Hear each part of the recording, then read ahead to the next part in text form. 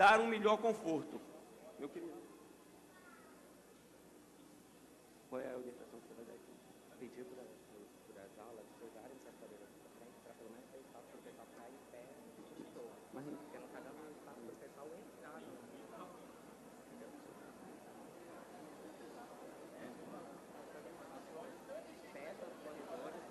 Bota o pessoal aqui na frente, bota o pessoal aqui, bota o pessoal sentado aqui. Vai, pode, meu filho. Mandar botar o pessoal sentado aqui. Não tem jeito, é escutar.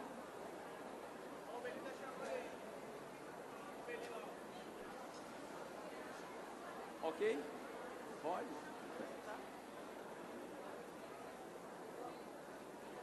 O problema é que não tem cadeira aqui, não? Não tem mais. Estava orientando ele para não deixar o pessoal entrar. A não ser que a gente avise já no microfone para deixar o pessoal entrar na sessão.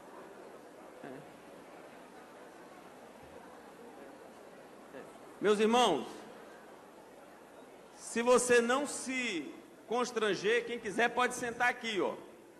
Pode vir para cá. Senta aqui no degrau, senta aqui. Quem não se constranger, vai sentando aqui. Nós queremos acomodar todo mundo.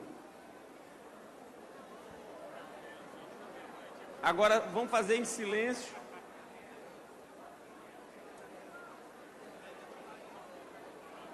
O pessoal da mocidade, senta aqui, ó. Cuidado com o cabo só. Pessoal, senta aqui, vai sentando aqui, o pessoal mais novo.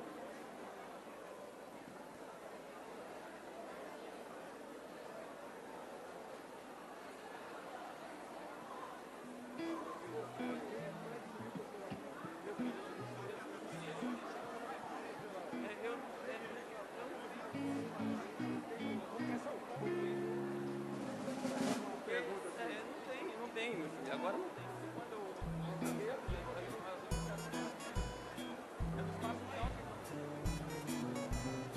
É pedir paciência, o pessoal vai sentando.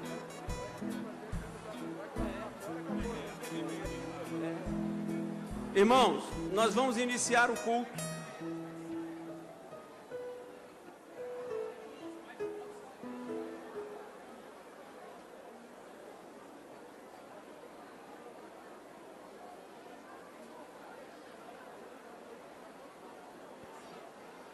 Nós estamos com uma bênção, que é mais gente do que o que a gente podia fazer. Vamos. Deus amado, muito obrigado, viu? Deus abençoe, viu?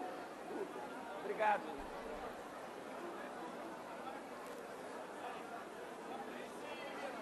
Por favor, irmãos, não tem como guardar lugares, por favor.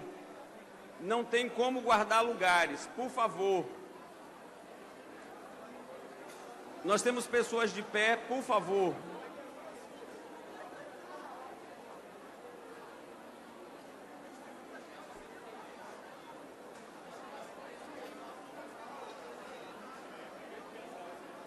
E a gente vai ter que fazer essa ordem do culto, senão não vai dar.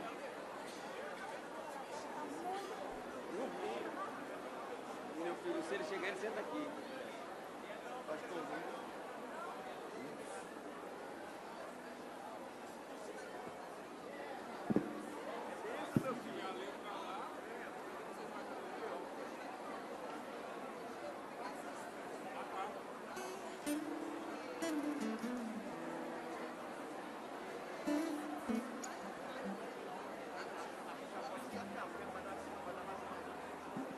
Meus irmãos, agora nós precisamos parar aqui, porque nós vamos começar o culto. Senta. Vamos pedir a Deus graça.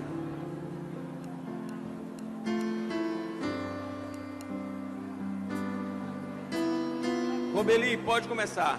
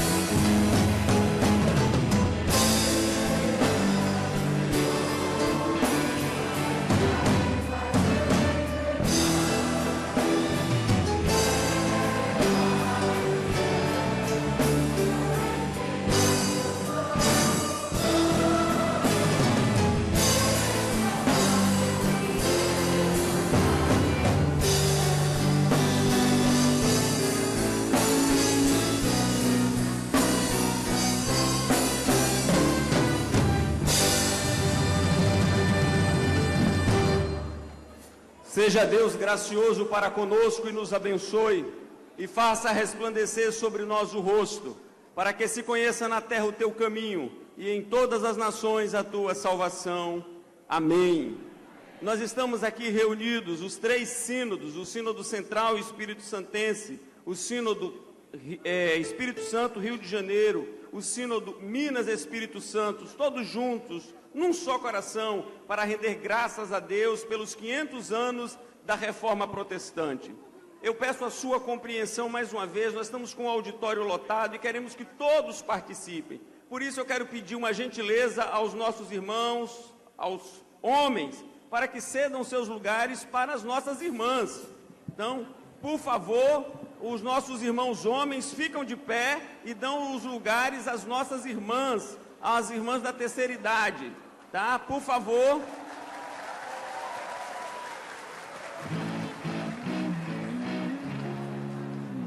Terceira idade, os homens ficam de pé e dão lugar. Irmãos, nós vamos começar o momento cívico, eu peço que todos fiquem de pé, nós vamos entoar o hino nacional. Se não for possível ficar de pé, nós vamos compreender. Vamos entoar o hino nacional.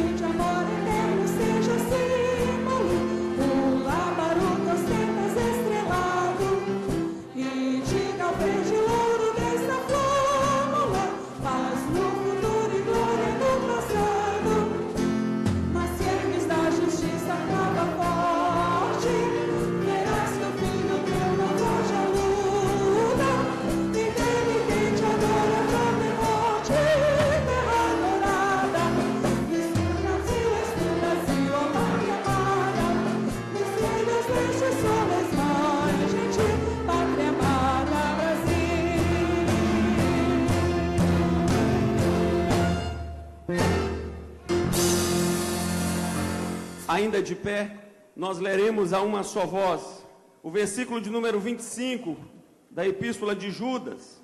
Leia com alegria, será projetado o texto, e em seguida cantaremos ao Senhor cânticos de celebração ao seu nome.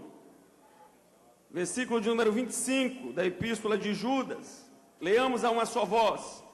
Ao único Deus, nosso Salvador, mediante Jesus Cristo, Senhor nosso, glória, majestade, império e soberania, antes de todas as eras, e agora e por todos os séculos. Amém. Celebremos ao Senhor com cânticos.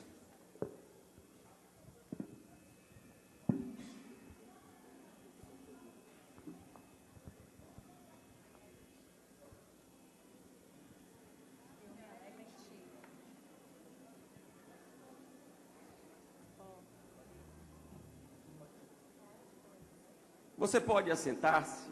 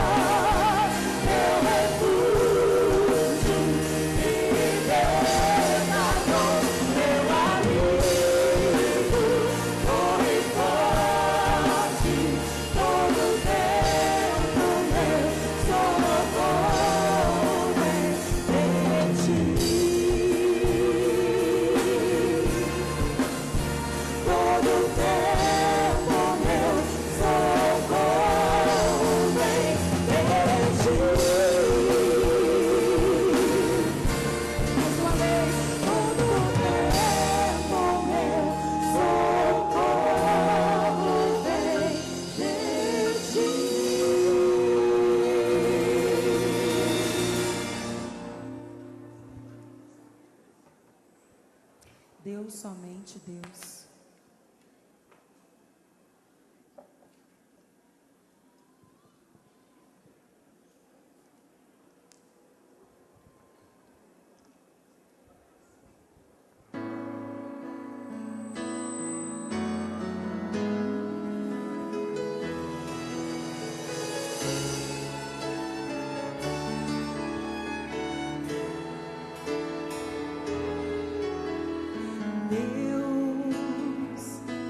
Somente Deus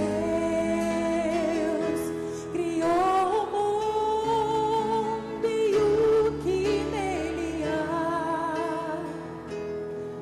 O ser que pode respirar existe para mostrar a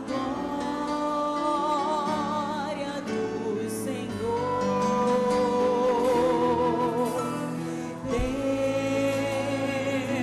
Somente Deus, os seus mistérios pode revelar,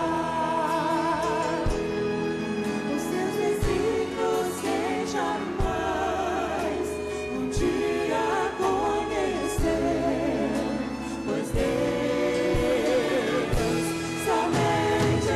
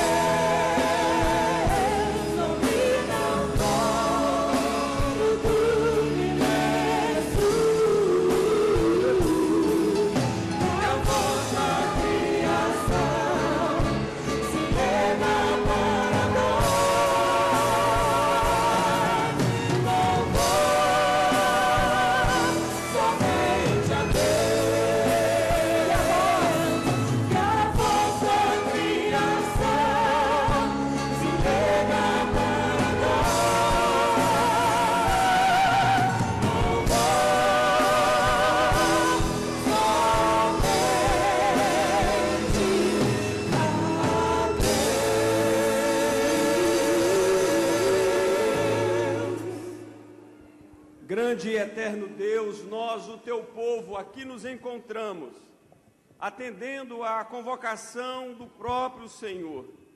Nos apresentamos pelos méritos de Cristo Jesus, o teu Filho, e suplicamos que todos os atos do culto cheguem diante do teu trono de graça como aroma suave.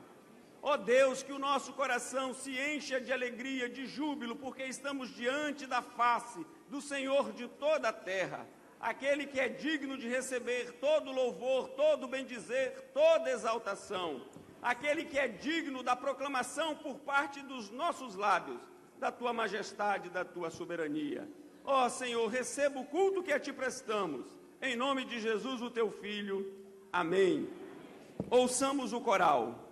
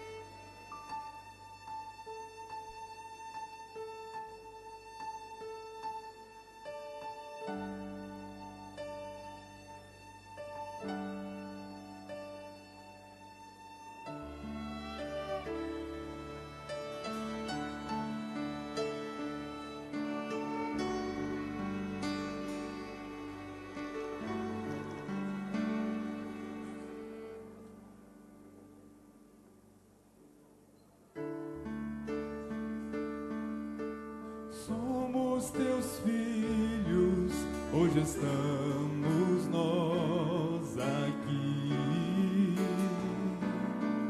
unidos em oração. Vem ouvir,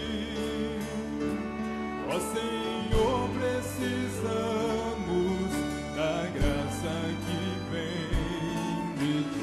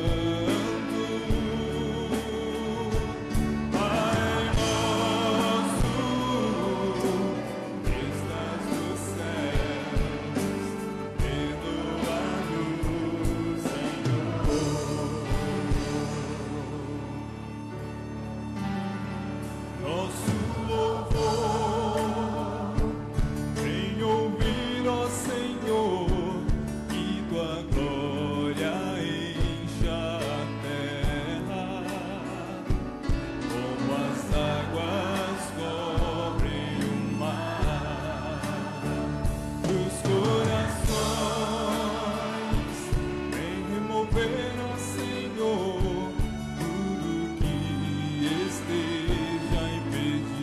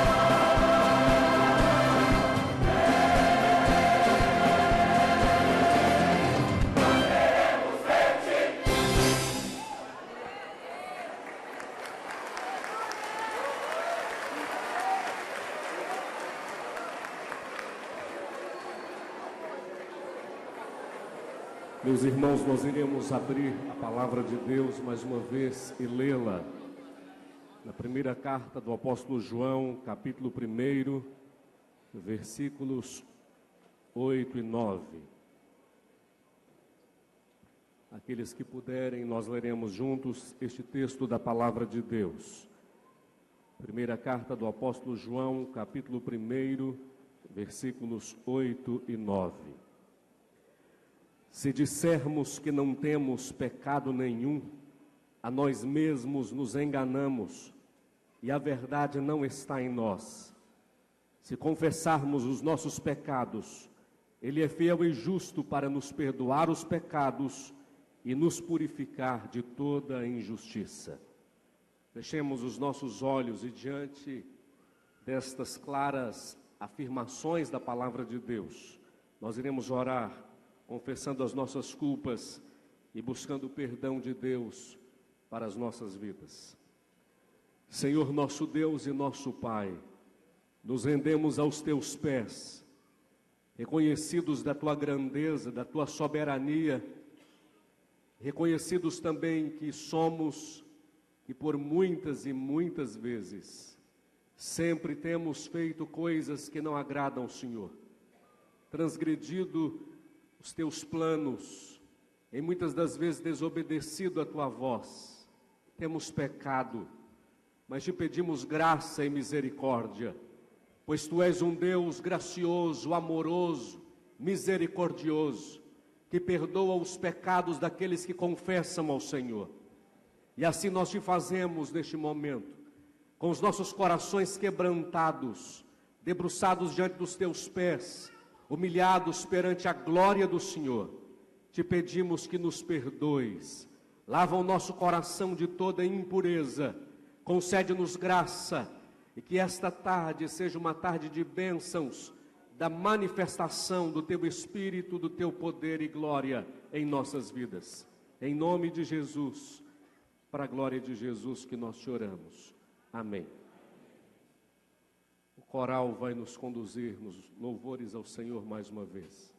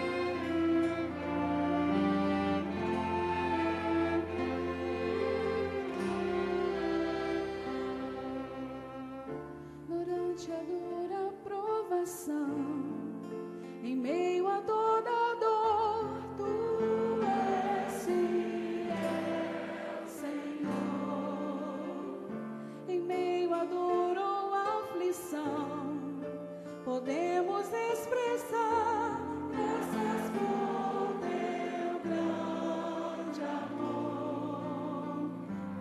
Na escuridão, violento mar,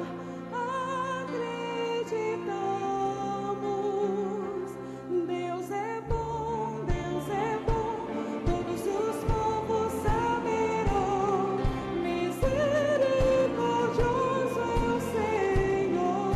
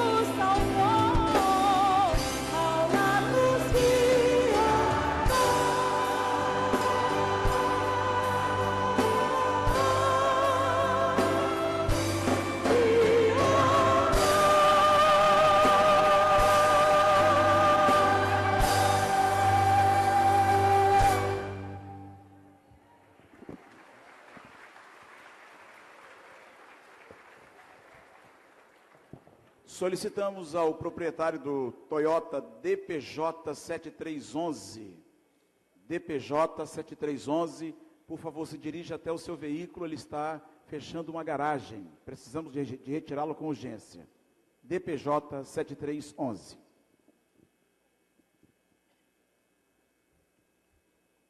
Nós já adoramos a Deus por aquilo que Ele é, nós já louvamos a Deus por aquilo que Ele fez, faz e continuará fazendo por todos nós.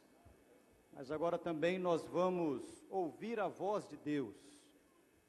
E para ouvirmos a voz de Deus, precisamos de rogar ao Espírito Santo, que em nós habita, que ilumine o nosso coração, que abra o nosso entendimento. Oremos. Amado Deus, nós aqui viemos para agradecer por aquilo que o Senhor tem feito pelo Teu povo ao longo dos anos. E a Tua palavra tem alimentado o nosso coração, a nossa alma ao longo dos anos. E agora, quando vamos mais uma vez, nesse dia, nos quedarmos para ouvir a Tua voz, rogamos que o Espírito Santo possa abrir o nosso entendimento, que o nosso coração seja como uma boa terra, e que a Tua palavra caia em nosso coração e produza frutos para a glória do nome de Jesus e para a edificação do corpo de Cristo. Esta é a nossa petição, em nome de Cristo Jesus. Amém e amém. Meus irmãos, fui convidado para trazer a palavra de Deus ao nosso coração nessa tarde, o reverendo Hernandes Dias Lopes, e com alegria nós o convidamos para vir aqui e a palavra está com ele. Que Deus o abençoe, reverendo. Povo de Deus, estamos gratos por esta tarde. Estamos voltando no tempo e no espaço para celebrar 500 anos da Reforma Protestante, que começa na Alemanha e se espalha pelo mundo e chega até nós. Por isso, convido a todos para a leitura do texto de Atos dos Apóstolos, capítulo 1, versículo 8. Esse texto tem uma promessa de Jesus Cristo. Esse texto tem um programa para a igreja de Jesus Cristo. E esse texto diz: mas recebereis poder ao descer sobre vós o Espírito Santo. E sereis minhas testemunhas, tanto em Jerusalém, como em toda a Judéia e Samaria, e até os confins da terra. Nesta tarde, gostaria de trazer à memória esclarecida de vocês um pouco da história da Reforma. Como é que ela aconteceu? Por que é que ela aconteceu? Quais foram os seus fundamentos? Que reverberações isso teve na história? E que implicações tem isso para nós ainda hoje? E eu quero começar com o primeiro livro da história da igreja, que é o livro de Atos. Porque aqui Jesus promete derramar poder sobre a igreja, pela obra do Espírito Santo, e dar um programa para a igreja, para que ela fosse testemunha a partir de onde ela estava, em Jerusalém, na província onde estava Jerusalém, que é a Judéia, avançando para um outro território que era Samaria, e daí aos confins da terra. E o livro de Atos, como o primeiro livro da história da igreja, cumpre rigorosamente esse plano. Capítulos 1 e 7 a 7, o Evangelho alcança Jerusalém e a Judéia. Capítulo 8, o Evangelho avança para Samaria. Capítulo 9 tem a conversão de Saulo de Tarso, já fora do território de Israel. No capítulo 11, o Evangelho chega a Antioquia da Síria. E a partir daquela igreja, a obra missionária avança pelo mundo. Capítulos 13 e 14, a primeira viagem missionária na Galácia do Sul.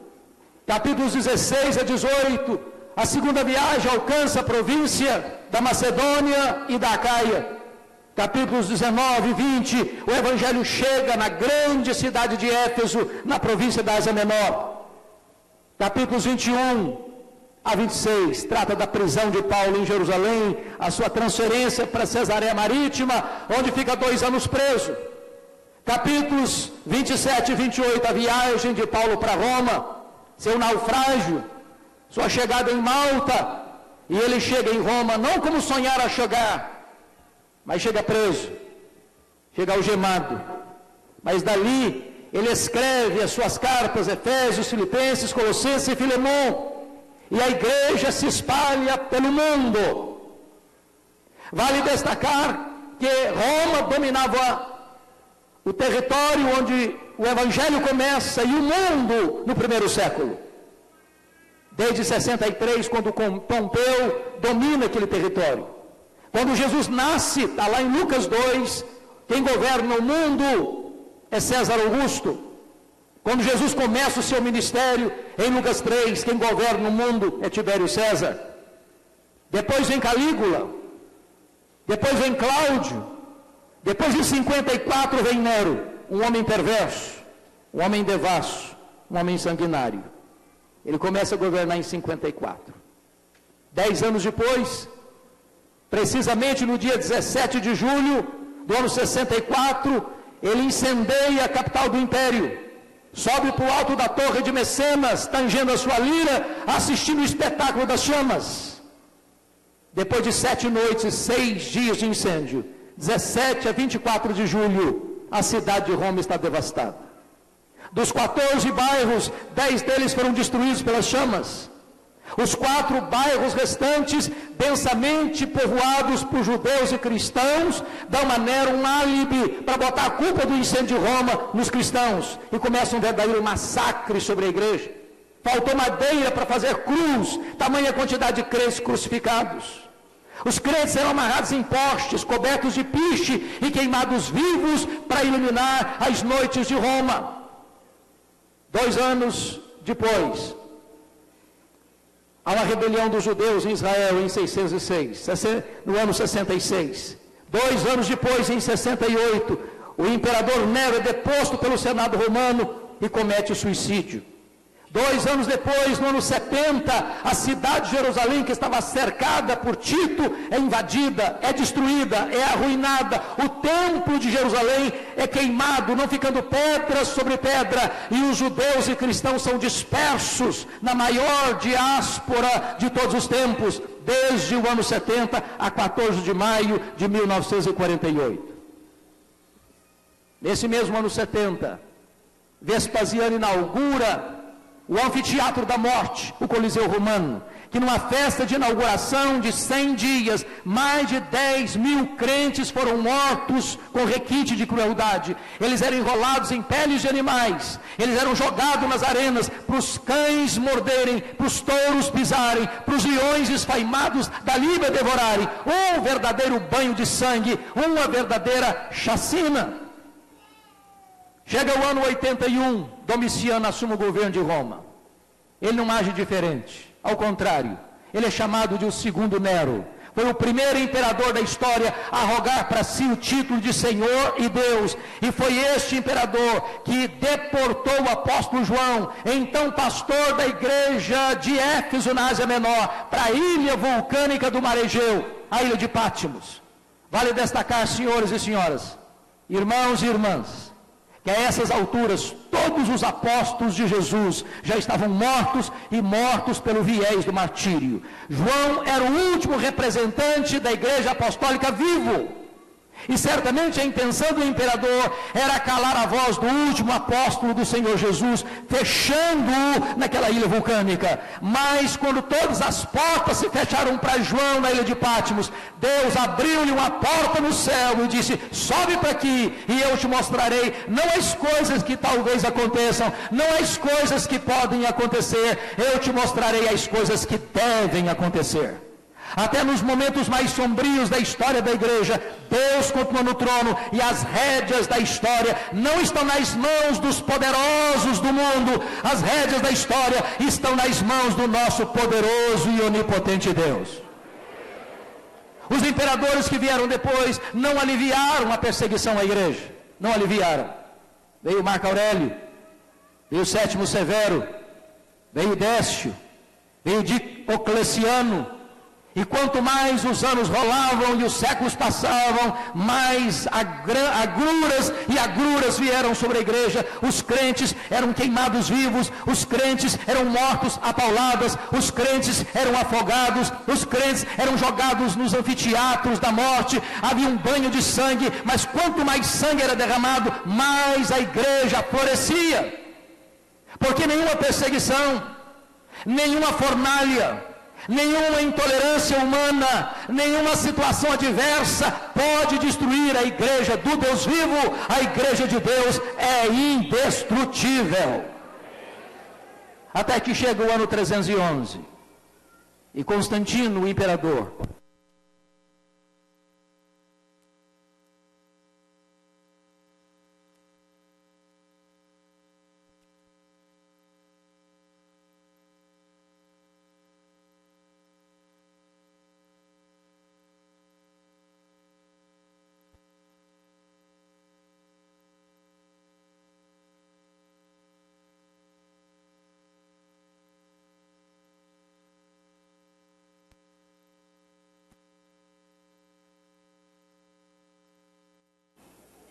Som, voltou. Pisaram no cabo, irmãos. Até que chega o ano 311, e Constantino muda esse cenário, e esse cristianismo até então perseguido é declarado religião oficial do Império Romano mais tarde. Isso foi uma coisa magnífica, porque os crentes estavam vivendo nos antros da terra. Em Roma, os crentes viviam nas catacumbas, túneis subterrâneos, insalubres. Agora os crentes estão livres. Agora os seus bens que foram saqueados são devolvidos.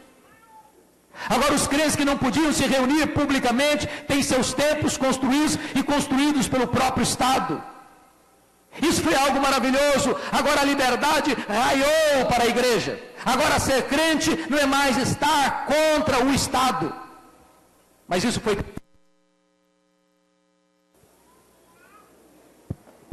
foi absolutamente terrível. Terrível porque agora a porta de entrada da igreja não era mais a conversão, era a conveniência.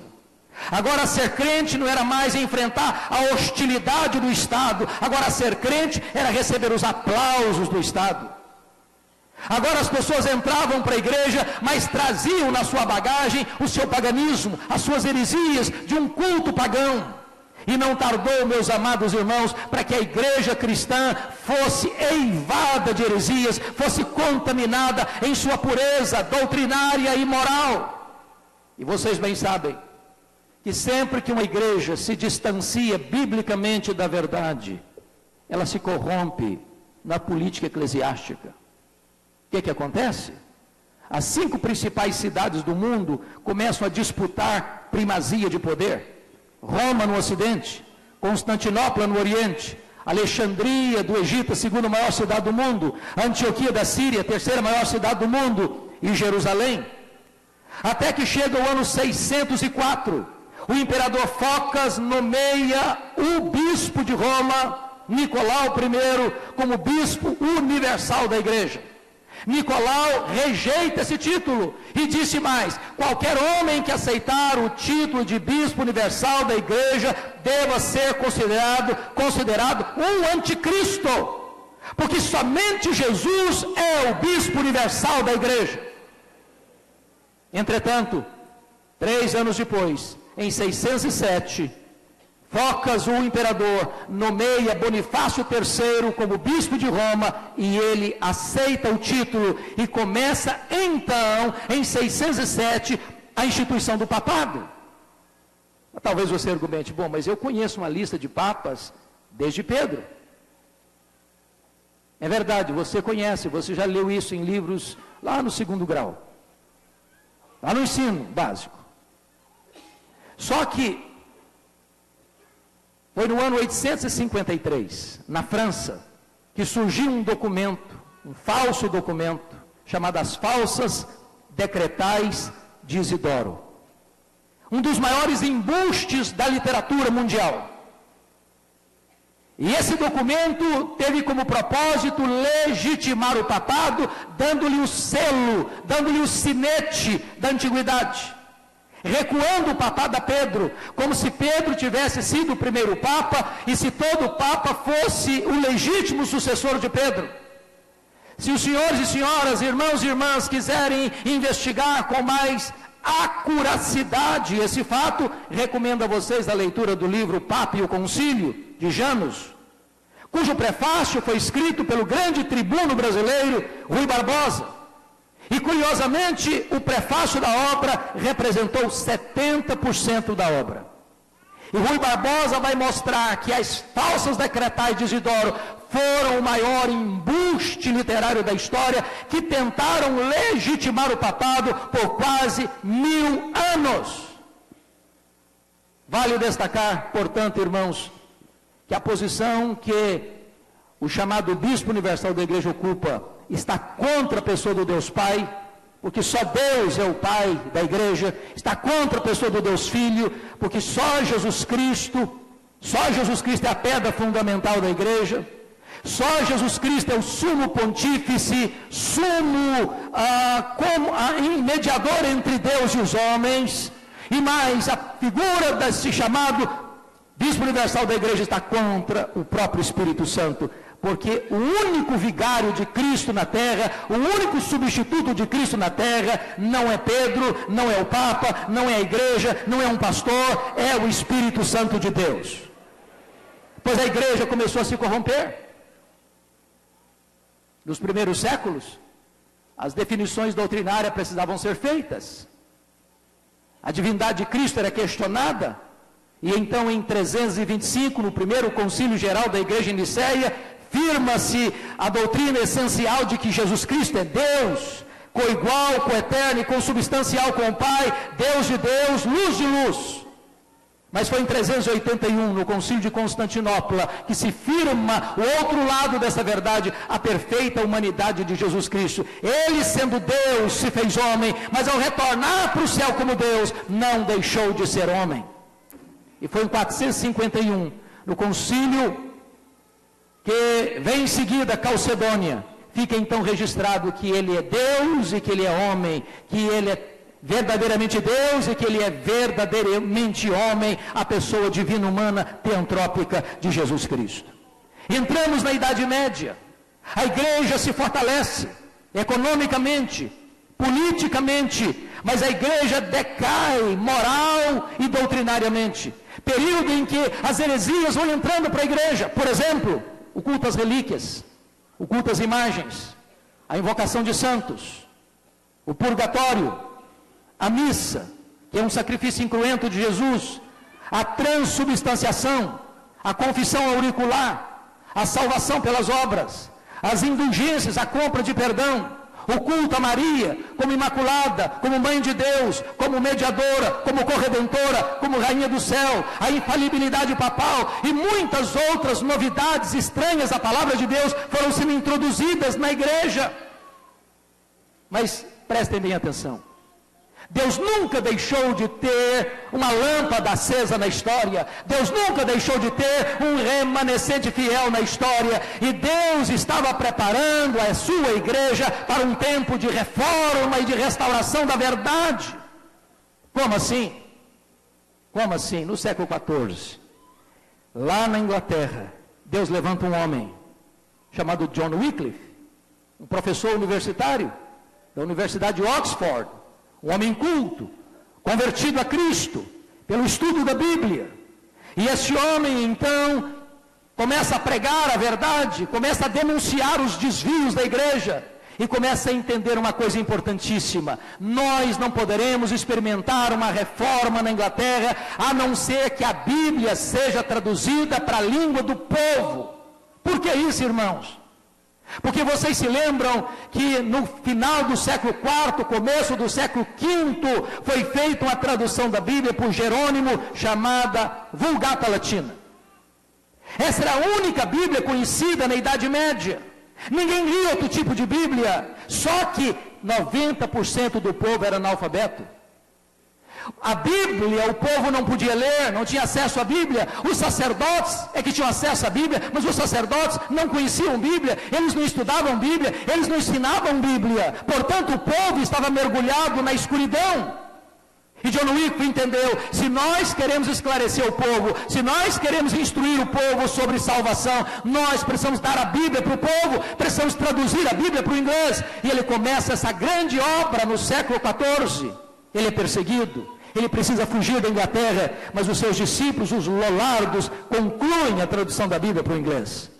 Um discípulo dele, na Boêmia, John Hus, convertido a Cristo, transforma-se num poderoso pregador da palavra de Deus. Para vocês terem uma ideia, John Hus pregava a cada domingo na capela de Belém, em Praga, para mais de 10.000 pessoas. E ele denunciava os erros da igreja, ele denunciava os desvios teológicos da igreja, e ele foi perseguido, e ele foi preso, e por não se retratar, ele foi queimado em praça pública pela sua fé. Deus levanta nas barbas de Roma Jerônimo Savonarola, e ele prega com tamanho poder, que a cidade é impactada, que a cidade muda seus hábitos, mas por não se retratar das crenças bíblicas, doutrinárias que defendia, ele também foi morto pela Inquisição. Mas vale destacar que quando John Hus, na Boêmia, foi queimado vivo, ele profetizou: hoje vocês estão matando um ganso, mas Deus levantará uma águia, e a esta vocês não poderão matar. 100 anos depois, vinha Lutero, no dia 31 de outubro de 1517, fixar nas portas da igreja de Wittenberg as 95 teses contra as indulgências. Deus é tão maravilhoso que na sua providência promove que em 1450 Johannes Gutenberg invente a imprensa na Alemanha. Não houvera a invenção da imprensa antes da reforma, e a reforma teria marchado em passos de tartaruga, mas Deus deu asas de águia para as doutrinas da reforma, porque a imprensa já estava inventada em 1450. Pois bem, meus amados irmãos, o Papa Leão X está tendo o desafio de construir o maior santuário católico de todos os tempos, a Basílica de São Pedro. E ele precisa de dinheiro. E vocês bem conhecem o Instituto das Indulgências, porque naquela época a igreja cristã era a igreja católica romana. Ou você era católico, ou você era pagão. Ninguém questionava isso. E a igreja ensinava que ela dominava as pessoas na vida, na morte e depois da morte. A igreja comandava as pessoas, a igreja militante, a igreja purgante e a igreja triunfante. Eles acreditavam em purgatório. Quando uma pessoa morria, ela não era suficientemente boa para ir para o céu, mas ela não era suficientemente má para ir para o inferno, ela ia para o purgatório. E então a igreja começou a dizer: você ama a sua família? Morreu seu pai, morreu sua mãe, morreu o seu filho, morreu sua esposa, morreu seu marido, morreu seu avô, sua avó, você pode ajudá-lo a sair do purgatório. Você dá um dinheiro para a igreja, e no momento que a moeda cair no gasofilaço, essa alma pula do purgatório para o céu. E começa então a vender indulgências. Alguém diz o seguinte: eu quero comprar indulgências para 5 anos. Então o Papa assina uma bula, você tem perdão para 5 anos. Se você der um pouco mais de dinheiro, o Papa assina uma bula de perdão de 10 anos. Se você der mais dinheiro, o Papa assina uma bula e você tem perdão para a vida inteira. E essa pregação começou a espalhar-se para a Europa, como forma de arrancar o dinheiro do povo. Mas quis a providência divina. E aquele homem que nascera em 1483 na Alemanha, que era filho de um mineiro, que tinha uma carreira promissora como advogado, passasse por uma experiência numa noite terrível, quando ele está caminhando no meio de uma mata, e uma tempestade terrível vem sobre ele. E ele, com muito medo, caído ao chão por um raio que bate perto dele, ele faz um voto a Santa Ana: Santa Ana, se eu for poupado da morte, prometo me tornar um monge. Contra a sua família, ele entrou para o mosteiro agostiniano, tornou-se um monge. Atormentado pela culpa, ele se autoflagelava, ele fazia jejuns, ele castigava o seu corpo, ele não tinha paz na alma, ele confessava os seus pecados 2 a 3 vezes por dia para o padre confessor, às vezes gastava 1 a 2 horas no confessionário, a ponto de um dia o padre dizer para ele: Lutero, no dia que você tiver um pecado real, vem aqui, eu não aguento mais ouvir as suas ladainhas. Até que um dia esse homem encontra paz para a sua alma, ao abrir a Bíblia em Romanos e ler: o justo viverá pela fé. As algemas foram quebradas, o cativeiro acabou, as trevas cessaram e a luz da verdade raiou em seu coração. Por isso, quando Johannes Tetzel vai para a Alemanha vender indulgências, ele não aguenta mais, e no dia 31 de outubro de 1517, ele vai fixar nas portas da igreja de Wittenberg as 95 teses contra as indulgências, e estava desfraldada aí a bandeira da reforma do século XVI. É bem verdade, meus irmãos, que Lutero ainda não era plenamente um homem reformado protestante, até porque ele era um católico, ele não queria sair da igreja, ele queria reformar a igreja. E se vocês lerem as 95 teses contra as indulgências, tem muita coisa lá que ainda não está correto. Ele ainda acreditava no purgatório, ele ainda acreditava na autoridade papal, mas foi o passo decisivo.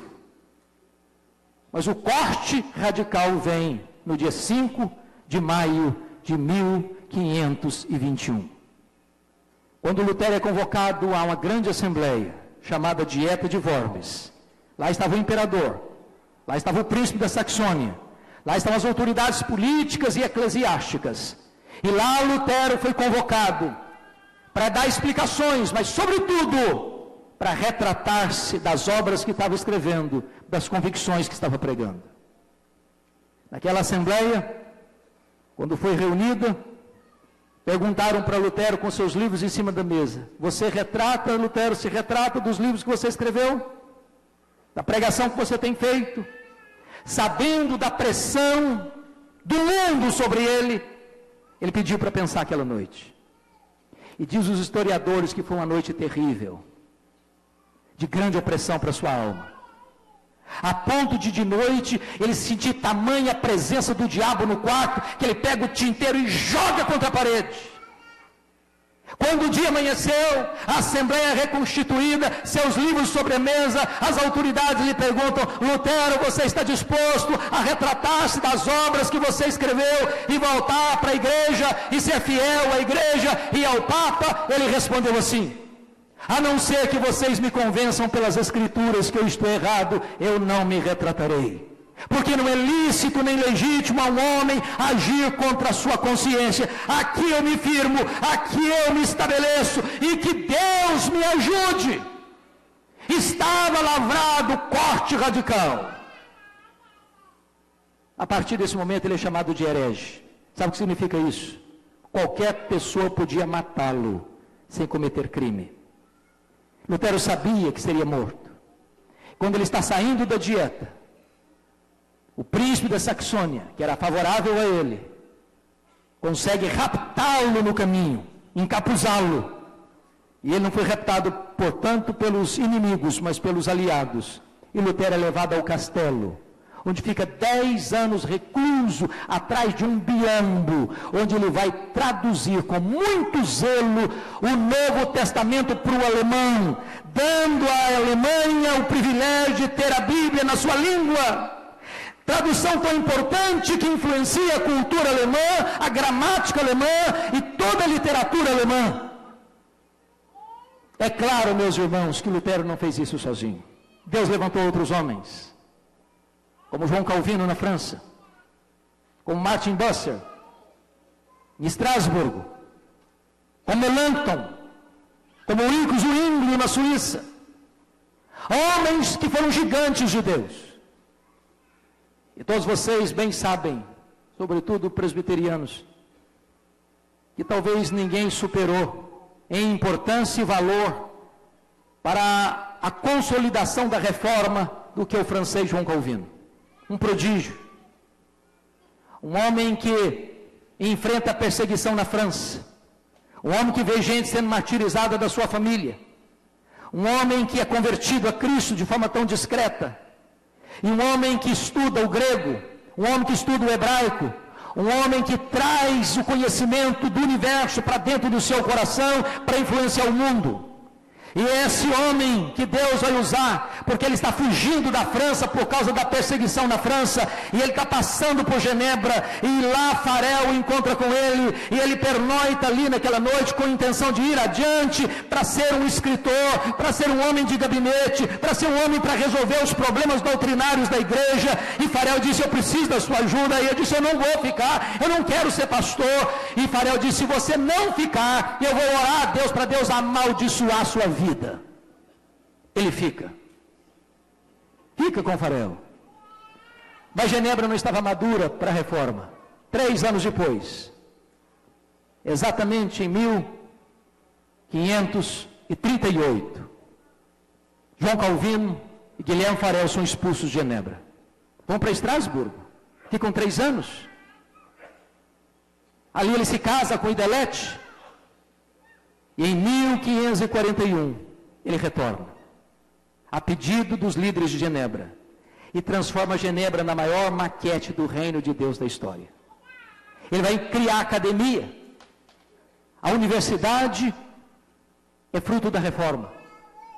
Ele vai criar uma escola de preparação de obreiros, de pastores, de missionários para o mundo, porque Genebra era um lugar de abrigo aos refugiados da perseguição francesa e outros lugares do mundo. E vale destacar que ele mandou 14 missionários para o Brasil, a pedido de Villegagnon. E esses 14 missionários foram traídos no Rio de Janeiro e mortos por Villegagnon. João Calvino foi o primeiro pastor a instituir o chamado aconselhamento pastoral.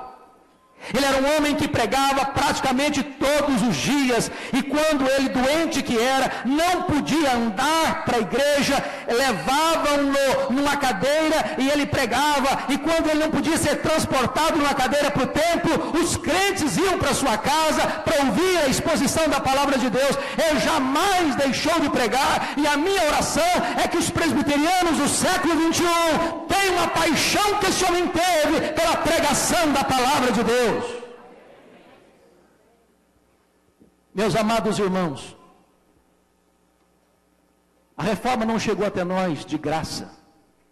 Irmãos nossos morreram, irmãos nossos foram queimados vivos, irmãos nossos foram jogados nas fornalhas, irmãos nossos foram presos e torturados para que nós pudéssemos receber o legado da reforma. 4 pilares, 5 pilares foram erguidos aqui. Primeiro, só a Escritura. Não é a Bíblia, mas a tradição. Não é a Bíblia, mas a decisão do concílio. Não é a Bíblia, mas a palavra do Papa. Não é a Bíblia, mas a palavra da igreja. É só a Bíblia. A Bíblia é a nossa única regra de fé e prática. Nós não temos outra autoridade.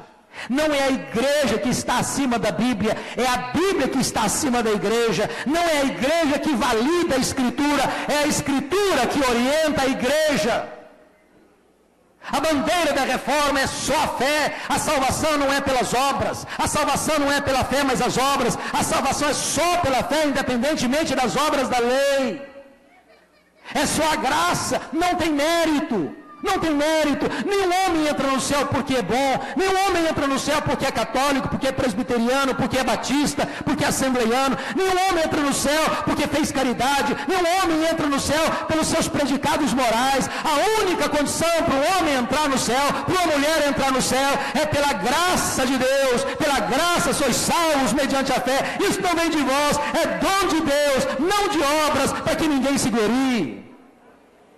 É só os Cristos, é só Cristo, não é Cristo e Maria, não é Cristo e Pedro, não é Cristo e Paulo, não é Cristo e a igreja, não é Cristo e o concílio, não é Cristo e as obras, é somente Cristo. Ele é o único Salvador, Ele é a única porta, Ele é o único caminho, Ele é o único mediador, e não há salvação em nenhum outro nome dado entre os homens, pelo qual importa que sejamos salvos. É só a Deus a glória. Não há glória para homem, não há glória para a igreja, não há glória para concílio eclesiástico. A glória só pertence a Deus e Ele não divide a sua glória com ninguém. Aqui está o fundamento da reforma protestante do século XVI. Mas, irmãos queridos, isso custou muito, custou lágrima, custou sangue. Se não, vejamos. Ano de 1559, levanta-se na França uma mulher chamada Catarina de Médicis. Essa mulher perseguiu a igreja cruelmente. Qualquer aluno que passou por uma escola se lembra da famigerada noite de São Bartolomeu, 24 de agosto de 1572. Por ordem da rainha da França, 70.000 crentes foram mortos traiçoeiramente naquela noite, sob os aplausos do Papa e os elogios de Filipe II, rei da Espanha, que era genro de Catarina de Médicis. Ele recomendou à sua sogra proibir ser protestante na França, e começa uma caçada dos cristãos na França. Esses irmãos pagaram com o seu sangue. 1618 a 1648, a Guerra dos 30 Anos na Alemanha. Milhões de pessoas foram mortas pela sua fé. Eu estava dando uma palestra, queridos pastores e amigos, na cidade de Belo Horizonte, há alguns anos. E uma jovem se aproxima de mim e diz assim: Pastor Hernandes, eu estou deixando a Igreja Presbiteriana do Brasil. Eu disse: por que, minha filha? Ela me respondeu: eu quero uma igreja que tem uma história que empolgue o meu coração. E eu perguntei para ela: minha filha, você conhece a história? Ela disse: não. Eu falei: então não estou entendendo a sua colocação. Mas então, se você tem um pouquinho de paciência, sente um pouco, eu vou contar para você um pouquinho da história. E eu conversei com ela mais de 2 horas. Mais de 2 horas. Quando eu terminei, essa moça estava chorando.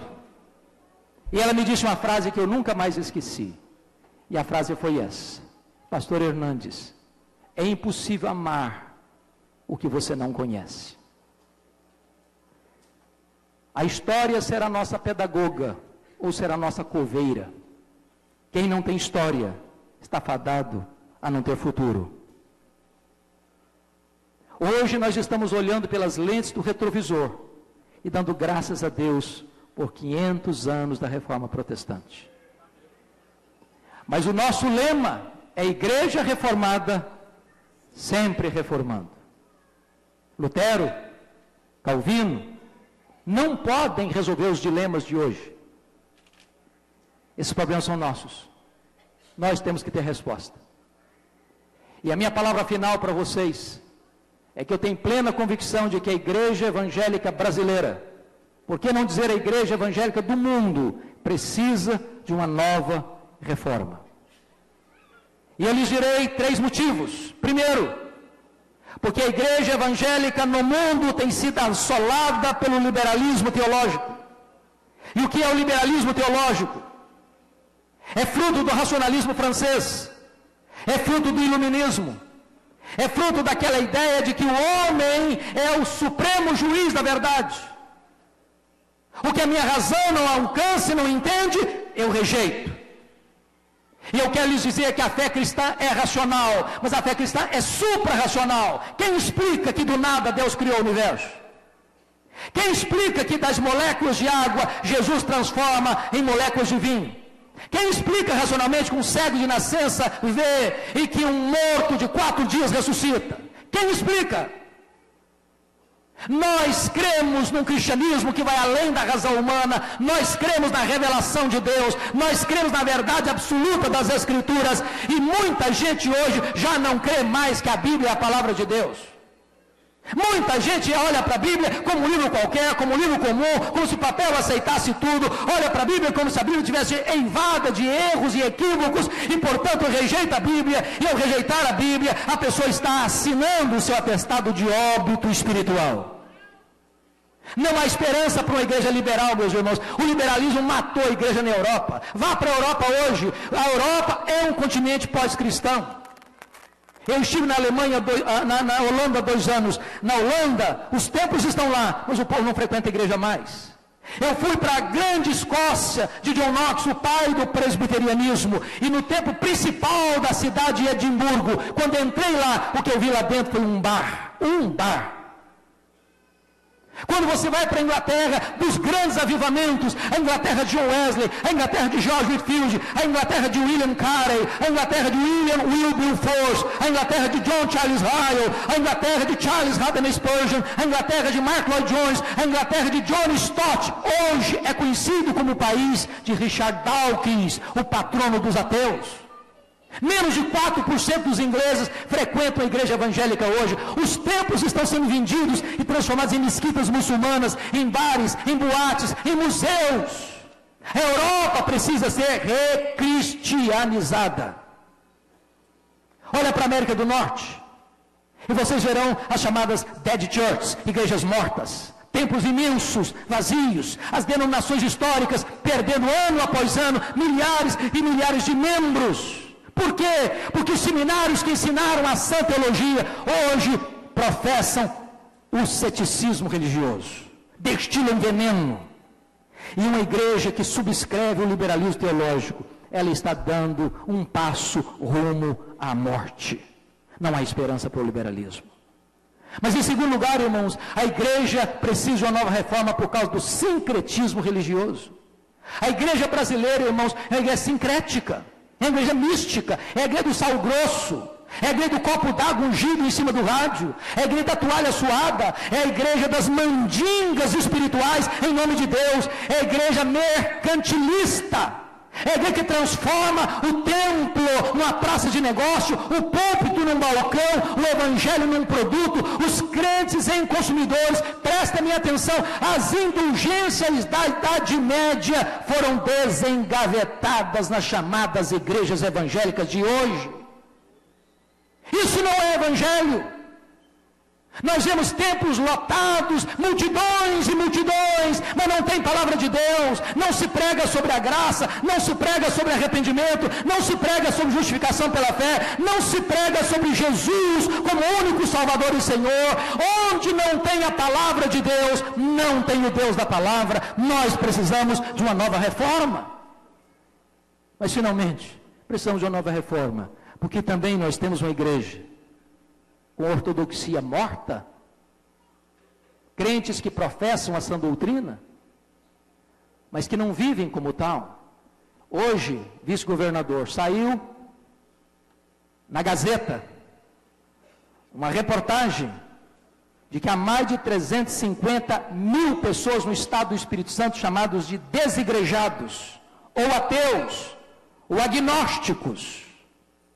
E uma moça descreve na sua fala: eu era evangélica, hoje eu não sou mais, hoje eu saí da igreja, hoje eu não creio em mais nada, porque eu vi na vida de muitos crentes, eles falarem uma coisa e viverem outra coisa.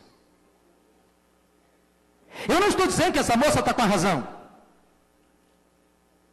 mas eu estou dizendo que há muitos crentes que têm um cristianismo apenas nominal, que tem luz na cabeça, mas não tem fogo no coração. Falta brilho nos olhos, falta entusiasmo, falta poder do Espírito Santo, falta conjugar doutrina e vida, teologia e ética, credo e conduta, ortodoxia e piedade. E o meu clamor e a minha oração, irmãos, é que nós, ao retornarmos os nossos olhos para o passado, para agradecer a Deus os 500 anos da reforma, possamos olhar para dentro de nós e tomarmos uma posição de nos voltarmos para Deus, de nos voltarmos para as Escrituras, de levarmos uma vida de santidade e de empunharmos a bandeira do Evangelho, para que o Brasil, para que o Estado do Espírito Santo, para que a grande vitória conheça o verdadeiro Evangelho, o genuíno Evangelho, o Evangelho da graça do Senhor Jesus. Para que a igreja reformada continue sempre sendo uma igreja se reformando, conformando-se todo dia às Sagradas Escrituras. Que Deus nos ajude, que Deus nos conduza em triunfo, para que o melhor do nosso passado sejam medidas mínimas do que Deus há de nos dar daqui para frente, para a glória do seu nome. A reforma não acabou, a reforma continua. Nós somos herdeiros daquele movimento. O Deus de Lutero é o nosso Deus. As verdades anunciadas por Calvino são as mesmas verdades que nós anunciamos. E eu quero convidar você então, para que mesmo assentado como você se encontra, você que está de pé, abra sua Bíblia, acompanhe no telão o Salmo de número 46, leitura alternada da Palavra de Deus. Nós diremos em alto e bom som quem é a nossa torre forte e segura, quem é a nossa base, por quem nós trabalhamos, quem é o nosso ajudador. Salmo de número 46, leitura alternada. Eu os versos ímpares, os irmãos os versos pares. Deus é o nosso refúgio e fortaleza, socorro bem presente nas tribulações.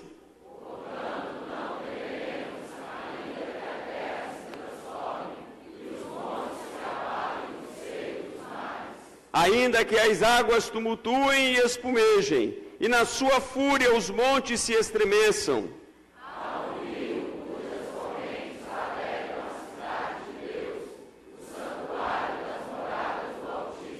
Deus está no meio dela, jamais será abalada. Deus a ajudará desde antemanhã.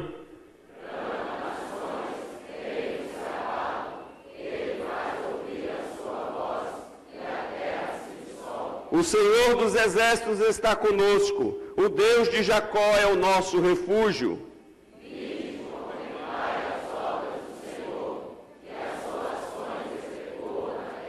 Ele põe termo à guerra até aos confins do mundo, quebra o arco e despedaça a lança, queima os carros no fogo.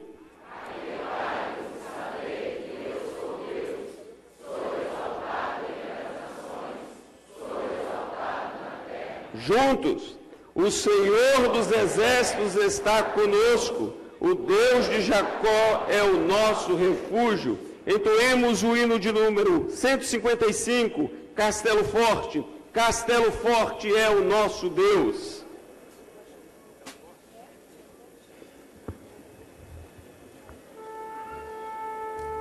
Eu convido você a se colocar de pé, porque logo em seguida nós vamos orar ao Senhor.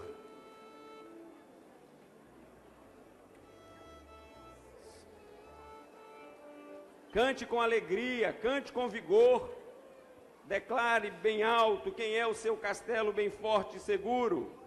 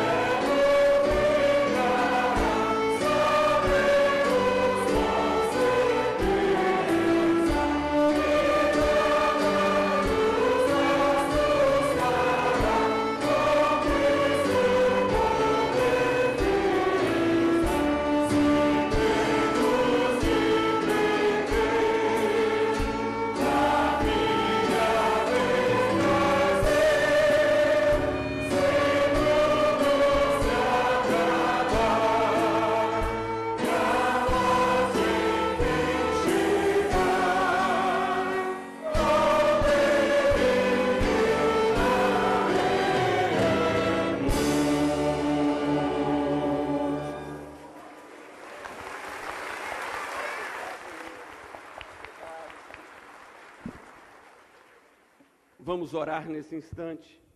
Após, receberemos a bênção com o reverendo Romildo, cantaremos o Tríplice Amém, e eu peço que em seguida, por favor, você se assente, os que puderem se assentar. Mas não saia imediatamente, por favor, até por conta da segurança.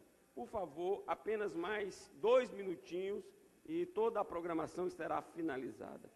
Reverendo Hernandes, nós precisamos que Deus tenha misericórdia de nós e sobre nós levante a luz do seu rosto. Nós precisamos de reforma, nós precisamos de avivamento, nós precisamos de quebrantamento, nós precisamos da obra santificadora do Espírito de Deus. Não basta apenas relembrar 500 anos da reforma, é preciso incorporar os ensinos bíblicos da reforma no nosso dia a dia. Vou pedir ao senhor que, em particular, ore pelo povo de Deus, ore pela Igreja Presbiteriana do Brasil, para que Deus se compadeça de nós e nos dê um tempo de refrigério em decorrência da sua bendita presença. Ah, Senhor, sentimento que vai no nosso coração nesta noite, nesta tarde, é um sentimento de gratidão. Gratidão porque sempre tu tiveste na história um remanescente fiel. E por isso a tua palavra chegou até nós. O Evangelho chegou até nós. E a nossa oração é que este Evangelho, a partir de nós, chegue a muitas outras pessoas, em muitos outros lugares, alcançando muitas outras gerações. Ajuda-nos a preservar esta palavra intacta, límpida, pura, para que esta palavra chegue no poder do Espírito Santo a muitas outras pessoas. Nós oramos, meu Deus, pela Igreja Presbiteriana do Brasil, para que seja uma igreja fiel, uma igreja íntegra na sua fé e na sua conduta. Oramos para que tu reavives a tua obra em nosso meio, dando aos pastores um coração aquecido, dando aos líderes compromisso com o Santo Evangelho, e dando ao teu povo, Senhor, da pessoa mais avançada de idade, à criança mais tenra, o compromisso com o Evangelho da graça do Senhor Jesus Cristo. Oramos pelas demais igrejas cristãs evangélicas desta cidade, deste estado e desta nação, para que tenhamos uma igreja fiel à tua palavra, uma igreja ousada no testemunho, uma igreja cheia do Espírito Santo, uma igreja que tenha compromisso com a verdade, uma igreja que tenha um compromisso com o amor ao próximo, uma igreja que tenha compromisso com a obra missionária aqui e além fronteiras. Bendito é o teu nome por este culto, bendito é o teu nome pelas pessoas aqui presentes, bendito é o teu nome pelas pessoas que oraram, que trabalharam, que se envolveram para que esta celebração acontecesse. Por tudo te damos louvores, por tudo te adoramos, em nome de Jesus, razão da nossa esperança. Amém.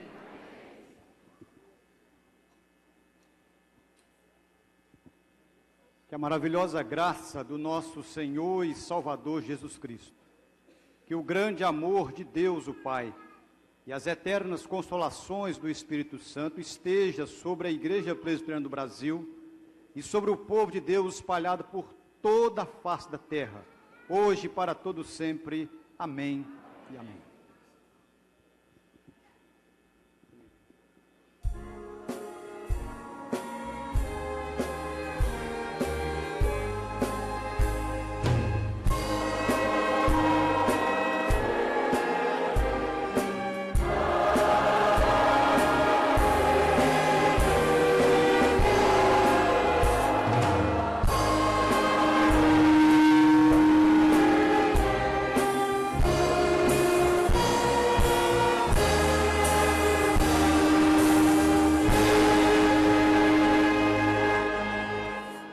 Por favor, se assente rapidamente.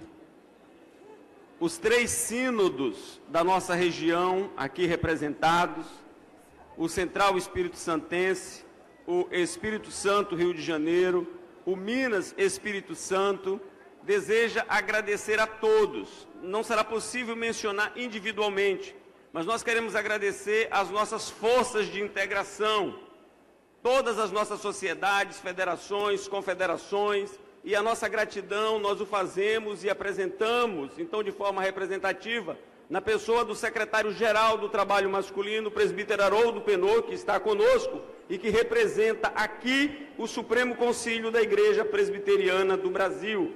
Nós queremos agradecer à Igreja Batista de Jardim Camburi, que nos acolhe e nos acolhe com tanto amor e carinho. Nossa gratidão, a nossa gratidão ao coro, nossa gratidão às comissões, nossa gratidão a todas as pessoas que se envolveram, que participaram, para que nós pudéssemos ter este momento tão especial. Nós gostaríamos de poder acolher a cada um com o maior conforto possível, mas nós acolhemos com o que nos foi possível para que você se sinta aqui conosco, participante desse momento tão especial na vida do presbiterianismo na nossa região. Eu quero agradecer a pessoas que trabalharam conosco ao longo de toda essa campanha.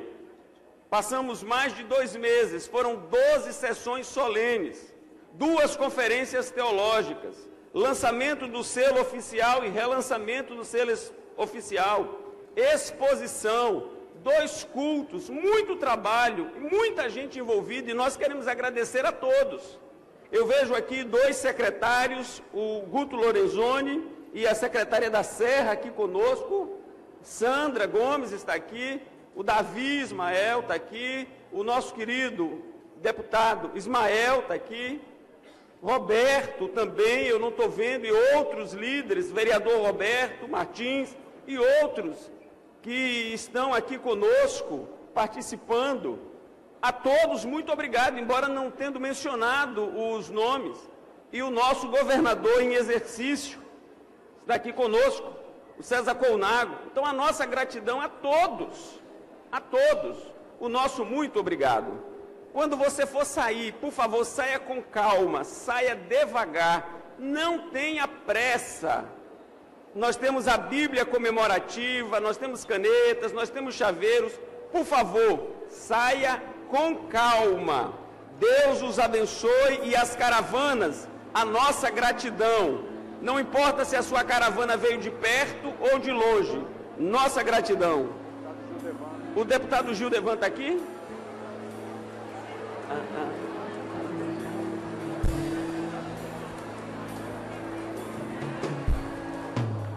Pelo menos parte da tarefa está cumprida, viu?